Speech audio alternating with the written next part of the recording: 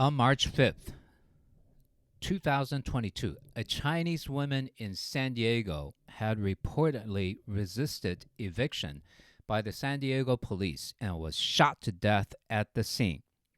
The whole process was caught on police body cam, and we will go over this later in this episode. But oh my gosh, so unnecessary and completely avoidable.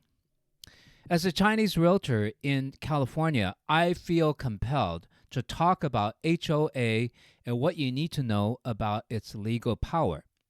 Let's go. Hi, this is Michael Chu of 7M Realty in Fremont, Silicon Valley. Your subscription is really a huge encouragement to us for continually providing useful real estate knowledge, and if you hit that little bell, you will also get notified every time we upload a new video.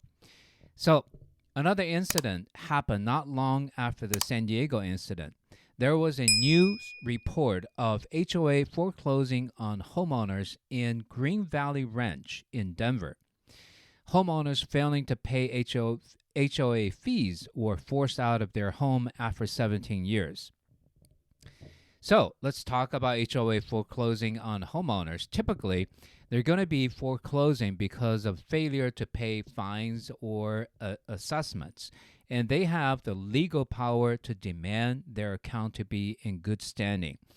As promised, let's watch that footage from the San Diego police report as they carry out their eviction duties. And sheriff's deputies opened fire, killing her after she had stabbed an officer in the chest. CBS 8's Amanda Johnson broke down the newly released body cam video from the sheriff's department. The woman who was shot and killed has been identified as Yan Lee. You're just going to see a portion of the 45-minute confrontation, and we want to warn you, the images are disturbing. I got stabbed! Oh my God!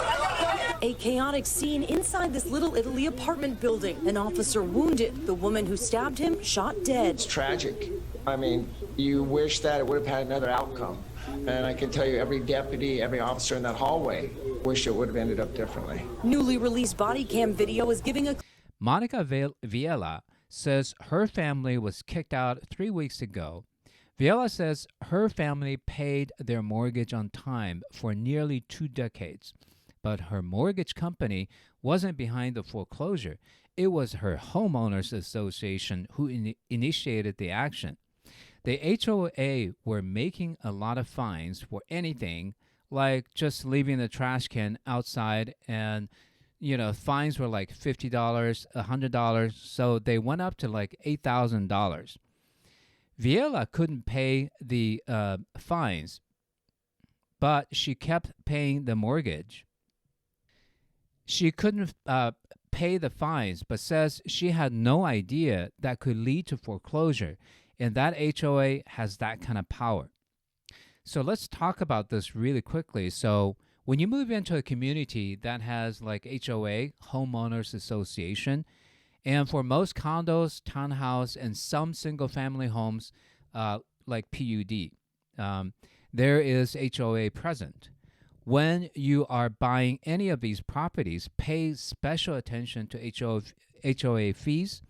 And if there's a HOA fee, you will need the whole HOA doc. And there are four main pieces to this puzzle. So number one is called CCNR. It stands for Covenants, Conditions, and Restrictions, which spells out what you can and cannot do and how to do something in that community. Like, can you rent the unit out? Can you paint the exterior in any color you want? Can you install an antenna dish? Things like that, which may be important to you. Number two, what is the monthly HOA fee and what does it exactly cover? Number three, the budget meetings and minutes. And so you can determine the possibility of additional assessments. They might actually go up in HOA fees, so you want to pay attention to that. Number four, any outstanding lawsuits or disputes. So the main point of all this is that you will need to treat the HOA fee just like the mortgage, since HOAs can take you to court over the non-payment, and the court will award HOA by auctioning your home to recover the fees for HOA. What? So home values that you have, may it be in the hundreds of thousands or maybe even in millions dollar range, and you could still lose it for not paying a few thousand or maybe even $30,000. And yes, as you saw from the two recent examples. So pay attention to HOA documents. They are going to have you sign at the closing that you're aware that you're buying into HOA and that you agree to the covenants and bylaws of that HOA. So it is very important for you to get prior to either you making an offer or during your due diligence period. You want those HOA documents so you can review them. I know that a lot of people say they don't want HOA, and for some single-family home buyers, that is possible. However, it is kind of limiting the properties that are available to you, especially in this low inventory market, where you may have to, or you may have at least to consider a home with HOA. You want to get those documents ahead of time to see, okay, you know, what are the fines? What are the assessments? What do I have to do? What happens if I don't maintain my yard, or can the trash can be seen in the front of the house? Because when you're coming from a rental community, you're not used to all this because a lot of these things are taken care of for you. But it could be as simple as you get fined and that you're getting a house and your kids can play basketball in front of your house and you can leave the basketball hoop in your driveway and things like that in HOA. And you have guest parking, right?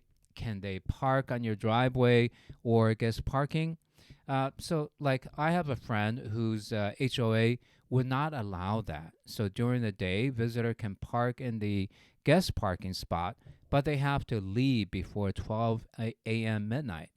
Our friend had overnight guests and dinner guests leave after 12 a.m., midnight, and they got parking tickets for having cars in the visitor parking. So you would get fined, and you get these fines that may be just like $25, $50, and because they're trying to get you to move your car and, the trash bins, but if you don't move it, and not only are these fines, but then there are late fees on these fines, and then they accumulate certain amount.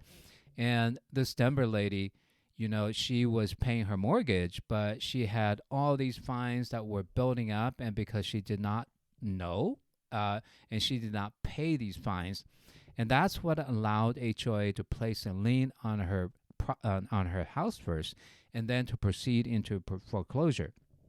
So HOAs can put liens on your house and can actually take precedence over a mortgage. So what it means is it comes before the mortgage people can have a claim on your house.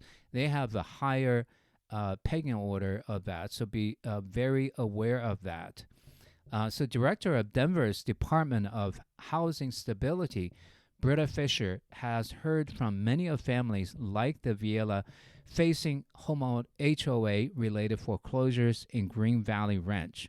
So of the 119 HOA foreclosure that happened in 2021, 50 of them were from the same Green Valley Ranch.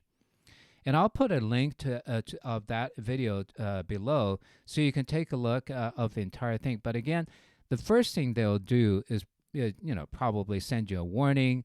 Second things they'll do is assess you some kind of fine. And now what your bally can end, do not ignore these seemingly minor fines. Take care of it and realize that in a HOA community, it is something you agreed upon with all of your neighbors. So in California, there are HOA management companies manage all the assessments and fines to the community.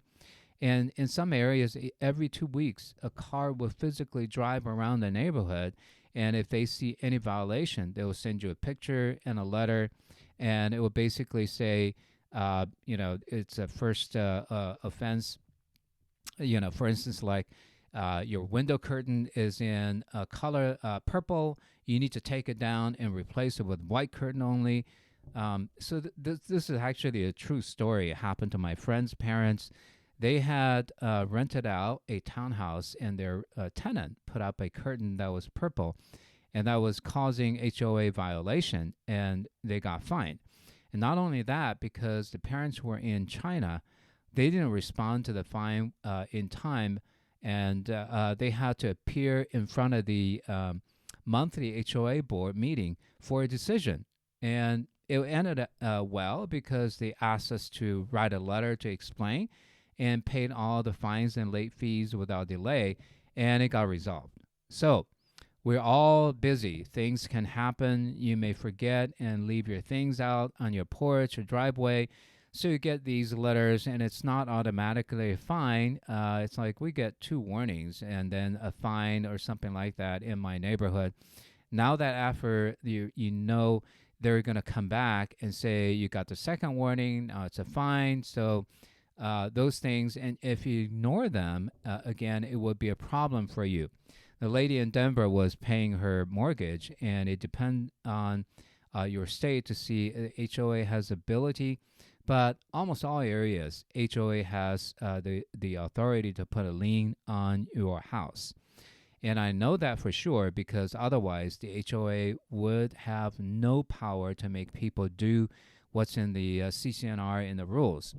So that's why they are able to put a lien on your house. And I'll tell you a story about an HOA closing that I went to, where the seller had a lien. So they put a lien on the house first, and then if it escalates, you still don't pay enough, and they will put in their lawyer's fee, and you put in their other fees to the point where you're still paying your mortgage, but then they will foreclose on your house. So that's what happened. The lady got kicked out of her house. They evicted her, and then the HOA now owns the home. So, you have to be very cautious when you are moving into HOA communities to make sure that you're willing to abide by these rules. So speaking of these rules, can I ask you to comment on your feelings about HOAs? Do anyone love their HOA, like the HOA, dislike it, or just hate it? Well, comment below and share your experiences. In summary, these are the things that you need to know about HOA. Number one, it has a very, very strong policing power, just like enforcing the foreclosure. Number two, however, most low-budget options in homeownership involves HOA communities, like the condos, townhouses, and some PUD single-family homes. And number three, if you're buying or you bought one of these residences with the HOA, be sure to review all HOA docs to be familiar with the CCNR, the fine, the budgets, so your ownership can be a good experience. Number four, most importantly, treat HOA the same as you would your mortgagor. And number five, you can love it, you can hate it, but most of all, learn about it and never be out of your own home or investment due to not knowing about it. So, as an extra bonus, there are 3 types of buyers with regard to HOA. The first buyer would be, I will never buy anything with HOA. Second type would be, I need to buy something with HOA, and I'm familiar and okay with the rules. The third type is, oh, I'm buying a place I can afford, and what's that office that keep on telling me what I can or cannot do? Who are they? Never be that third type of buyer. Has HOA or not. Let our experience guide you in making the best buying decision so you have no issues like some that faced in this episode. Please like and subscribe, and and if you want more videos like this, please let us know. Let's make it a great day.